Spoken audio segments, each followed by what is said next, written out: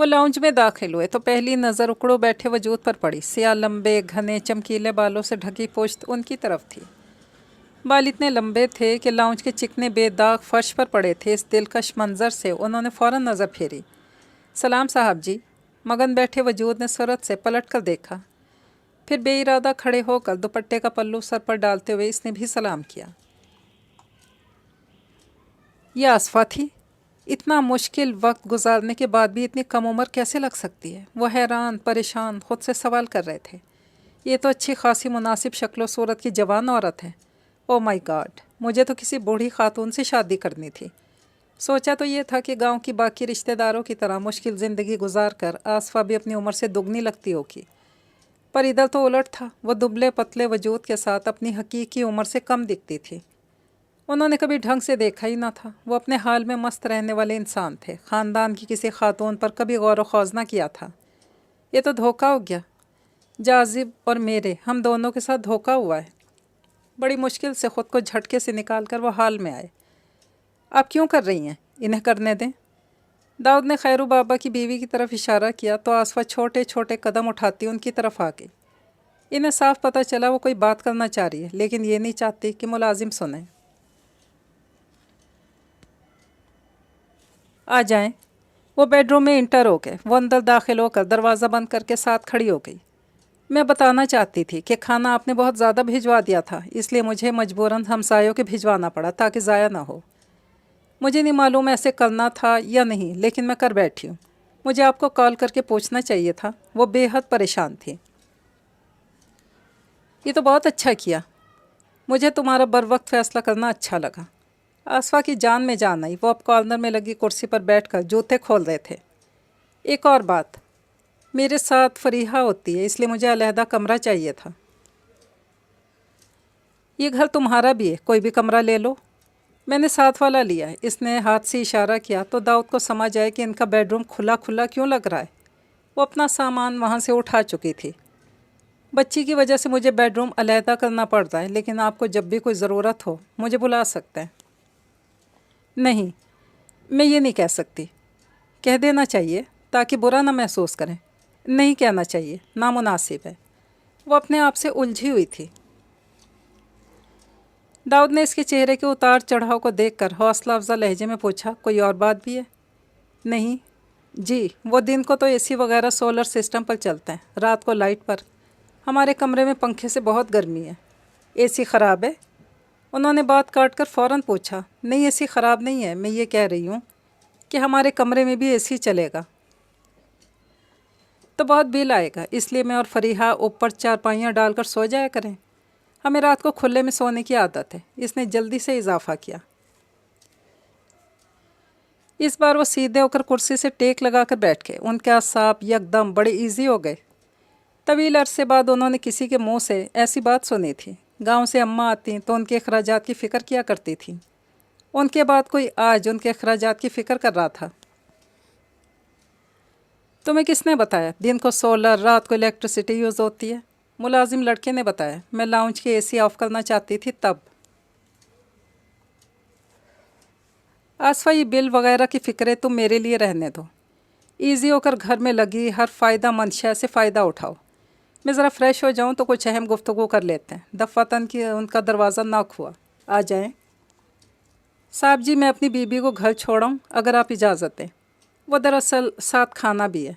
दाऊद ने खैरू बाबा की बात पर आसफ़ा को देखा। साहब जी, मेहमान तो कोई है नहीं। वैसे भी मुदस्सर तो इधर ही कह रही थी मेरे जोड़ों में दर्द शुरू हो गया है। अच्छा यार, छोड़ आओ। पूरा इस्तगासा ही सुनाने बैठ गया हो। शुक्रिया साहब। फरी लाउंज में माशा एंड द बेल देख रही थी। वह दोनों इससे ज़रा सा हटकर आमने सामने बैठ गए। हल्के सुरमई शलवार कमीज़ में उनकी गंदमी रंगत दमक रही थी। कनपट्टियों पर कहीं कहीं कोई सफ़ेद बाल उनके शख्सी वक़ार को चार चांद लगा रहा था। ऊंचा लंबा कसरती मजबूत जिस्म, चौड़े शाने और खूबसूरत तराश की हल्की दाढ़ी और मूछें। रिश्ता बदला था तो आसफ़ा की नज़रें भी क्या कुछ ना महसूस कर रही थीं।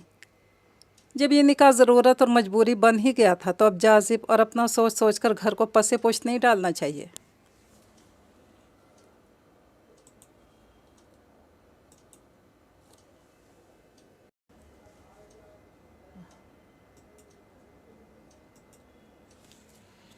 اسے ساری ذمہ داری ہینڈ اوور کر کے مجھے گھر کی طرف سے تو سکون میں آنا چاہیے۔ جاذب کو ایڈجسٹ ہونے میں مدد دینا، خوش کرنے کی کوشش کرنا تو فل ٹائم ڈیوٹی ہے۔ اس سے تو ذہن آزاد ہو ہی نہیں سکتا، خاص کر یہ نیا رشتہ بنانے کے بعد۔ ایک بار پھر سوچی ہوئی باتیں سوچ کر نتیجے پر پہنچ کر انہوں نے منتظر بیٹھی آصفہ کی آنکھوں میں آنکھیں ڈال کر گفتگو شروع کی۔ میرا شادی کا کوئی ارادہ نہیں تھا، خاص کر اس ادھیڑ عمر میں۔ وہ پھیکا سا مسکرائے۔ آصفہ نے حیرت سے دیکھا۔ دل کیا کہے، آپ کی عمر کو کیا ہوا ہے، پر خاموش رہی۔ گھر تو جیسا تیسا چل ہی رہا تھا، پر میرے حق حلال خون پسینے سے بنائے گھر کا تقدس پامال ہونے لگ پڑا تھا، جس کی وجہ سے مجھے آنن فانن شادی کا فیصلہ کرنا پڑا۔ پھر تمہارے حالات کو پتہ چلا تو سوچا گھریلو خاتون ہی گھر لانی ہے تو تم کیوں نہیں؟ میں سمجھتا تھا میری طرح عمر ڈھلی خاتون بن چکی ہوگی، لیکن تم تو بہت ینگ ہو۔ مایوس لہجہ۔ مجھے کسی اپنے جیسی خاتون سے نکاح کرنا چاہیے تھا۔ اس بار آصفہ کو لگا بولنا ضروری ہے۔ پھر تو 25-30 سال کی لڑکی ہونی چاہیے تھی، مجھ جیسی 40 کی دہلیز کے پاس کھڑی عورت تو آپ کے ساتھ سوٹ نہیں کرتی۔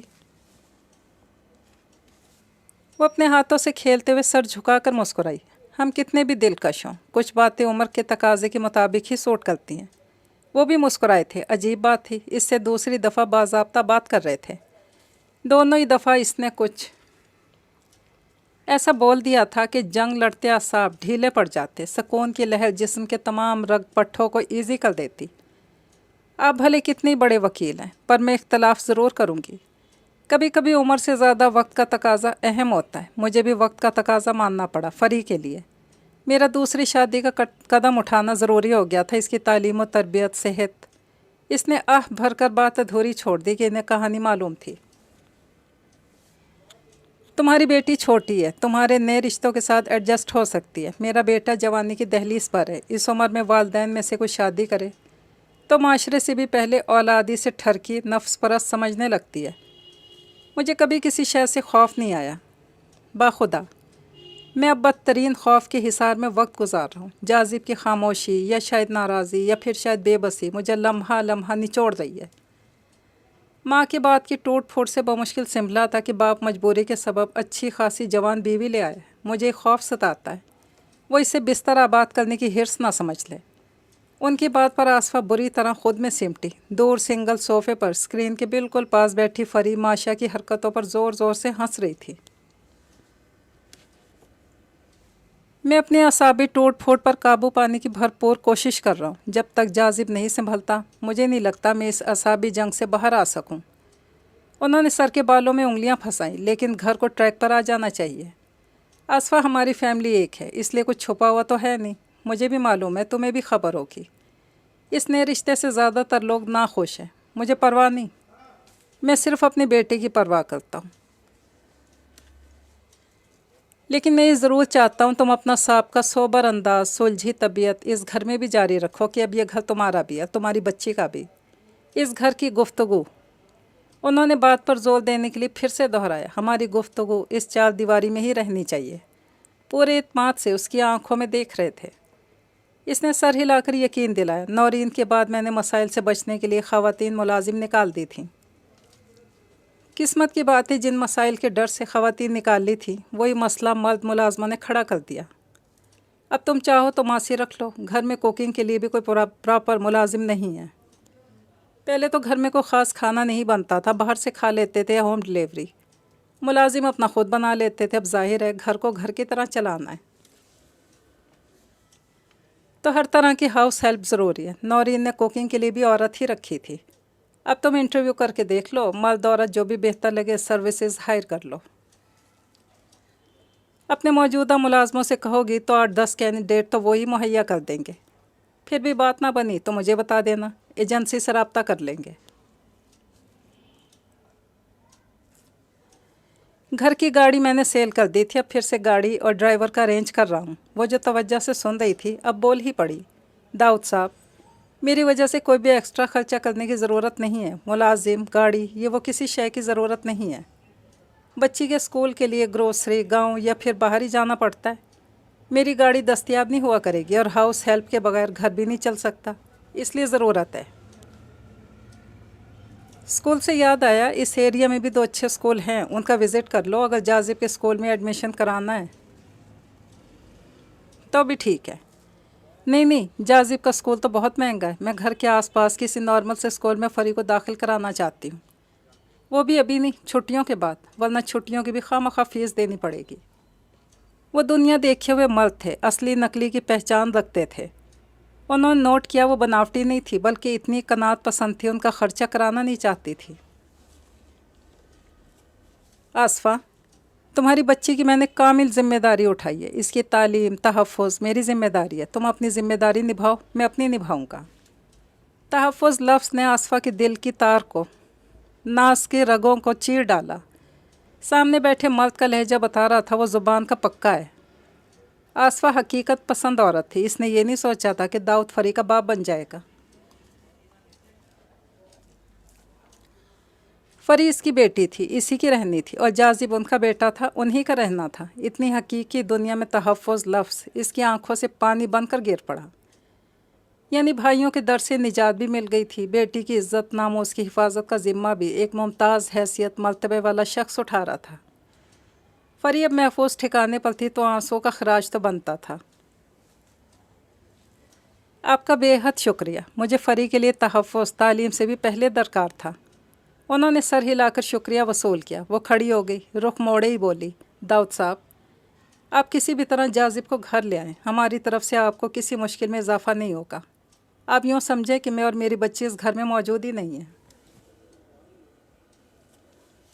وہ ان کے جازب کے حوالے سے سارے تحفظات سمجھ گئی، کیونکہ معاملہ فہم ذہین عورت تھی۔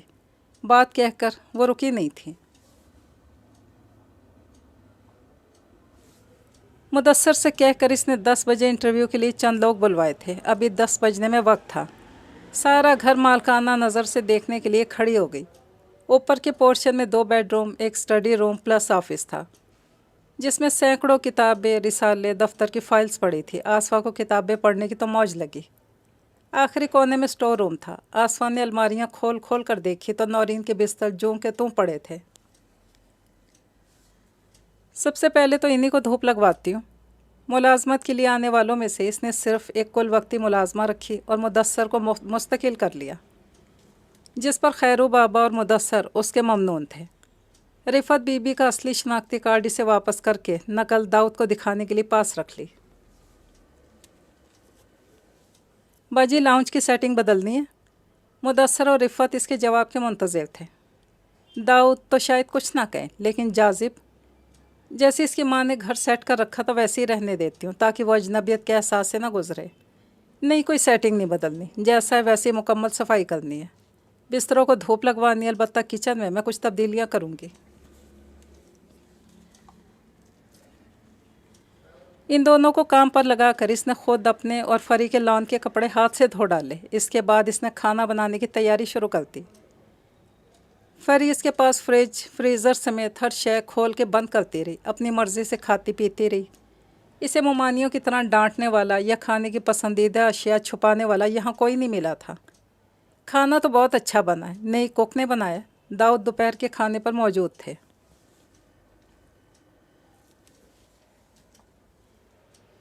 نہیں صاحب جی، کھانا تو باجی نے خود بنایا۔ مدثر کے بتانے پر بھی آصفہ سر جھکائے چھوٹے چھوٹے نوالے لیتی رہی۔ میری مما سب سے اچھا کھانا بناتی ہیں۔ ادھر ماموں کے گھر میں صرف مما کھانا بناتی تھی۔ فری نے اپنی عادت کے مطابق داؤد سے بے تکلف ہونے کی کوشش کی تھی، لیکن وہ سرد محض لا تعلق ہی رہے۔ کچن میں آصفہ کے موبائل پر کال آنے لگی تو فری بھاگ کر ماں کا موبائل اٹھا لائی۔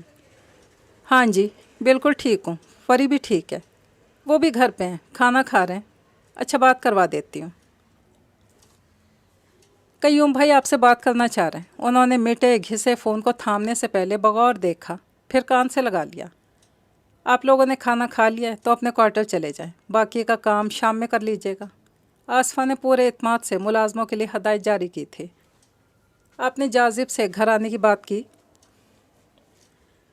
ویسی بات ہوئی ہے، گھر آنے کا نہیں کہا۔ مجھے لگتا ہے ابھی وہ نہیں آئے گا، شاید کچھ دنوں تک سنبھل جائے تو۔ وہ جو گھمبیر سنجیدگی آزودگی سے بیٹے کے بارے میں بات کر رہے تھے، دیکھ ہی نہ سکے۔ غضب تو یہ ہوا کہ آصفہ بھی انہی کی طرح متوجہ تھی، وہ بھی فری کے غائب پر غور نہ کر سکی۔ نتیجہ یہ نکلا کہ فروٹ کسٹرڈ سے بھرا شیشے کا نازک باؤل فری نے عین داؤد احمد کے پیروں کے پاس گرا کر توڑا تھا۔ मीठे के छींटे उनके पैरों, ट्राउज़र, कुछ हद तक बाजू पर भी गिरे थे। छनाके की आवाज़ ज़ोरदार थी। फरी अब सहमी खड़ी थी। आसफा तेज़ी से इस तक पहुंची। मम्मा, मैं अंकल के लिए फ्रिज से ठंडे वाला कस्टर्ड ला रही थी। आपको चोट लगी? नहीं। आंसू अब इसके गालों पर रेंगने लगे। दाऊद वहाँ से उठ गए तो आसफा फरी को इसके हाल पे छोड़ के उनके पीछे पीछे भागते बेडरूम में दाखिल हो गई। मैं भी वॉश कर देती हूँ, गुस्सा ना करिएगा प्लीज़। मुदस्सर कर लेगा और मैं गुस्से में नहीं हूँ। तुम तैयारी कर लो, हमें गांव जाना है। कय्यूम ने लाजमी आने का कहा है। संजीदगी से कहकर वॉशरूम चले गए। फर्श साफ़ करके इसने भी फरी की ही तैयारी की थी कि वो खुशबू उड़ाते बाहर भी आ गए। तुम अभी तक तैयार नहीं हुई? फर्श साफ़ कर रही थी। इसके अंदाज में शर्मिंदगी थी। आसफा बेगम, मुलाजिम और रख लें, उनके काम उन्हीं से करवाएं। मुदस्सर वापस आओ। वो इंटरकॉम पर मुदस्सर को वापस बुला चुके थे। बेगम साहिबा की मोबाइल से सिम कार्ड निकाल कर इसमें डालो। उन्होंने स्मार्टफोन मुदस्सर की तरफ बढ़ाया। सूट की हमरंग हल्की पीच कलर की लिपस्टिक लगाकर इसने तैयारी मुकम्मल की और लाउंज में आ गई।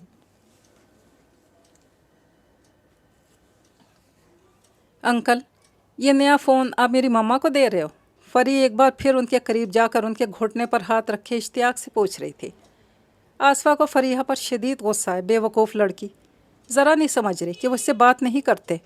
इसके देखते देखते दाऊद ने फरी का छोटा सा हाथ घुटने से उठा दिया। फरी, इधर आओ मेरे पास। वो पौनियाँ झुलाती इसके पास आ गई। बेटा, अंकल को टच नहीं करते, ऐसे किसी को भी टच नहीं करते। मैं तो करूँगी, ऐसे करूँगी। इसने भाग कर इस बार दाऊद के कंधे को छुआ और खी खी करके हंसने लगी। आसफा का दिल भर आया। कोड मार्क्स बाप पर गई है। हाजरा भाभी और बच्चे इसको ठीक ही जूते मार कर रखते थे। गले में भरते आंसुओं के गोले को इसने बमुश्किल अंदर धकेला। ये लो, मैंने व्हाट्सएप भी कर दिया, अपना नंबर भी सेव कर दिया और जाजिब का भी।